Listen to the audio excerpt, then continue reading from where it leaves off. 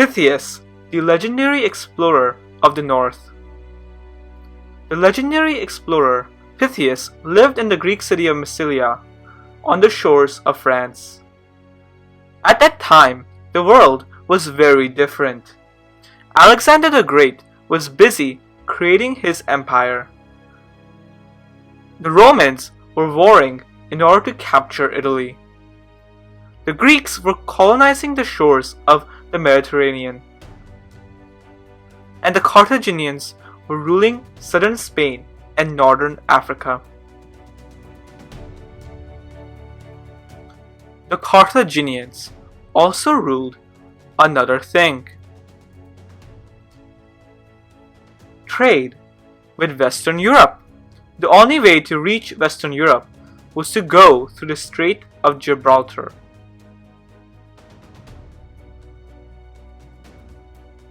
As the Carthaginians controlled the strait, they were able to control all of this trade. This trade bought many valuable goods.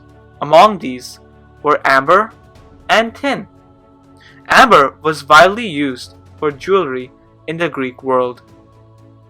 Tin is the main ingredient for bronze, which was used for armor, statues, and ships.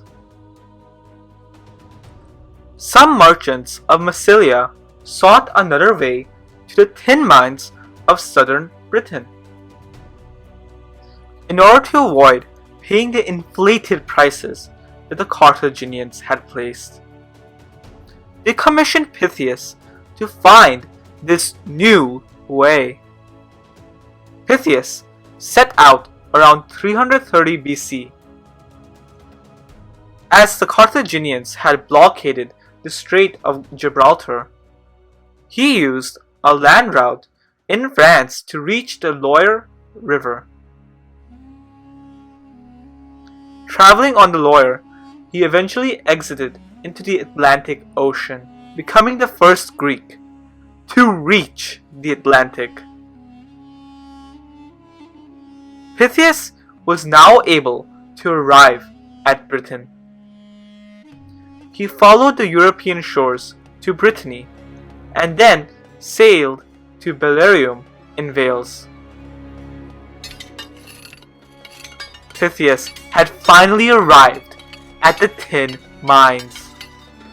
Pytheas wrote a detailed account on the process of tin extraction and trade. Pytheas also claimed to have explored Britain by foot.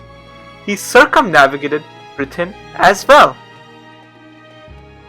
He was able to very accurately estimate the circumference of Britain to be 4,000 miles, and the distance between North Britain and Massilia to be 1,050 miles. Pytheas did not stop here. He went northwards. He arrived at the island of Thule, which stretched to the Arctic Circle, and is thought to be Norway or Iceland, and described the island. It is said that Pytheas became the first person to reach the Arctic Circle. Finally, Pytheas returned home. He wrote Peri Tau Oceano, which is, in our own language, on the ocean. This book was the earliest description of Britain, and the only description of the far north for centuries.